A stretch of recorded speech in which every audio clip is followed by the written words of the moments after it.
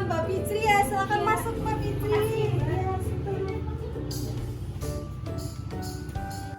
Apakah Mbak Fitri sendirian? Iya Mbak, saya sendirian. Bisa langsung mau mulai sesi konselingnya? Oh iya bisa Mbak, tapi sebelumnya saya mau bertanya, apakah Mbak Fitri pernah melakukan sesi konseling? Enggak Mbak, ini pertama kali. Oh pertama kali, kalau gitu biarkan saya menjelaskan dulu ya Mbak ya, apa itu sesi konseling. Iya Mbak. Jadi sesi konseling itu adalah suatu proses pemberian bantuan kepada yang dilakukan oleh konselor kepada seorang konseli, yaitu Mbak Fitri ya kalau di sini, itu supaya bisa konseling itu menceritakan masalahnya dan membantu memecahkan masalahnya. Di dalam sesi konseling ini juga ada asas-asas yang diterapkan, yaitu salah satunya asas kerahasiaan. Di asas kerahasiaan ini kami konselor dilarang untuk menceritakan apa yang telah konseling ceritakan. Jadi Mbak Fitri tidak perlu merasa ragu bahwasannya cerita-cerita Mbak Fitri, masalah-masalah Mbak Fitri itu akan tercerita atau terekspos ke banyak pihak karena kami sangat menjaga kerahasiaannya. Dan di dalam sesi konseling ini juga kita tetapkan ya Mbak Fitri waktunya antara 30 menit, 45 menit sampai ataupun waktu selesainya aja sesi konseling ini. Jadi gimana Mbak Fitri? Iya Mbak, saya mengerti.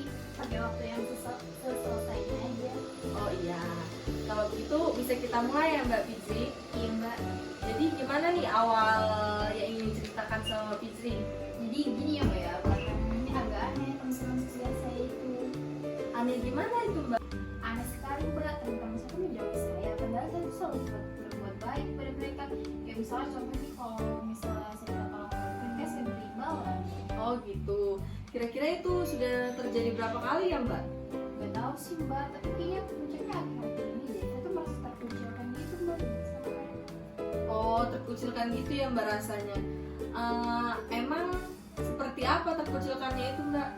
Ya misalnya kalau lagi ngobrol atau kumpul-kumpul gitu, itu gak diajakin, itu kayak diem gitu loh Mbak. Oh jadi merasa terkucilkan gitu ya Mbak ya. Memangnya Mbak pernah merasa berbuat salah sebelumnya? Menurut saya sih nggak pernah Mbak, saya selalu berbuat baik pada mereka. Kenapa pernah? Terus orang kaya, mungkin mereka iri sama saya. Kenapa Mbak bisa berpikir seperti itu? Ya karena sih segalanya, sedangkan mereka tidak. Apakah sikap itu baik buat Mbak? Sikap yang mana ya Mbak? Menurut saya baik tuh. Lagian dulu kalau saya minta tolong sama mereka, saya beri imbalan. Iya, sikap seperti itu ya yang Mbak maksud. Memangnya bagaimana cara Mbak meminta tolong kepada mereka? Maksudnya Mbak? Yang saya maksud, coba peragakan bagaimana cara Mbak meminta tolong kepada mereka kepada saya. Misalnya kan ada tugas fotokopian tuh, terus saya itu suruh mereka fotokopiin sih punya saya seperti itu kan. Terus itu dalam fotokopi kayak terus misalnya enggak, saya minta bawain tas gitu. Oh gitu ya Mbak ya. Apakah itu baik menurut Mbak? Ya menurut saya baik. Lagian juga kalau mereka kayak kumpul-kumpul gitu, saya traktir, saya bayarin gitu. Apakah seperti itu yang dimaksud meminta tolong?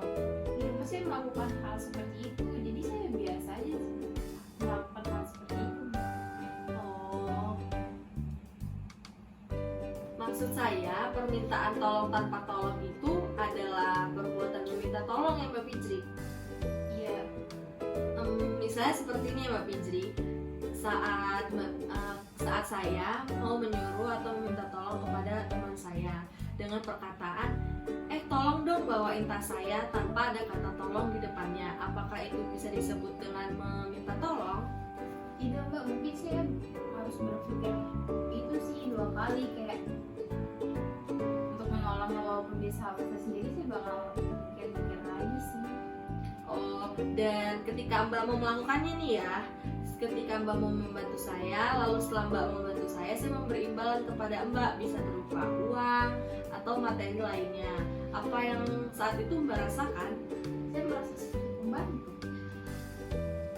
Nah, seperti itulah yang dirasakan oleh teman-temanmu saat Mbak Fitri meminta tolong kepada mereka. Tapi kenapa mereka mereka tidak bilang langsung kepada saya, Mbak? Mungkin karena mereka merasa tidak enak hati ingin mengatakannya kepada Mbak Fitri, makanya mereka ingin Mbak Fitri sendirilah yang merasakan bahwa Mbak Fitri salah dan Mbak Fitri mau melakukan perubahan. Jadi perubahan apa yang harus saya perbuat? Mungkin misalkannya ya ketika Mbak Fitri meminta tolong kepada orang lain, Mbak Fitri bisa menggunakan kata tolong di depannya. Jadi seperti ini, ketika Mbak Fitri meminta tolong kepada kawan Mbak Fitri yang bernama Indi ya, misalkan Mbak Fitri bisa berkata seperti ini, Indi tolong dong copyin makalah buat saya satu. Jadi Mbak Fitri bisa menggunakan kata tolong di depan perkataan Mbak Fitri.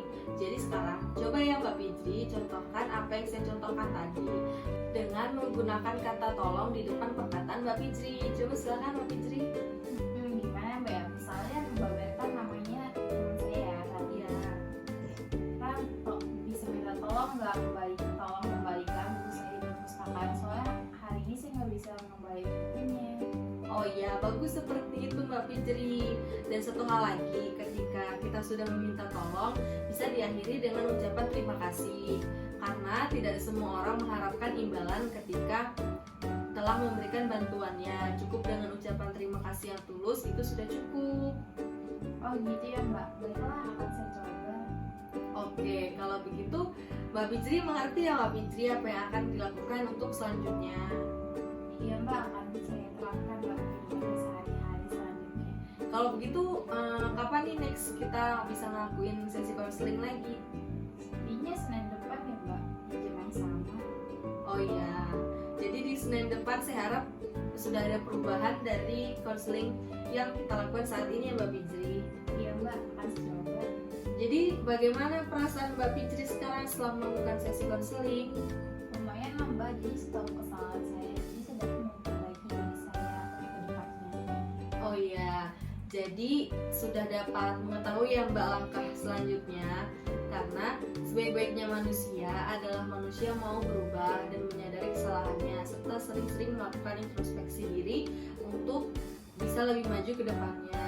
Jadi di minggu depan kita bisa melakukan sesi counseling sesi kedua dengan jam dan waktu yang sama ya Mbak Fitri. Iya Mbak, iya Mbak Berta. Terima kasih ya Mbak sudah mendengarkan cerita-cerita saya. Oh iya Mbak Fitri, saya juga berterima kasih Mbak Fitri sudah mau bercerita dengan saya. Oh ya Mbak, udah malam nih, saya pamitan dulu ya. Oh iya, hati-hati ya Mbak Fitri di jalan. Iya Mbak.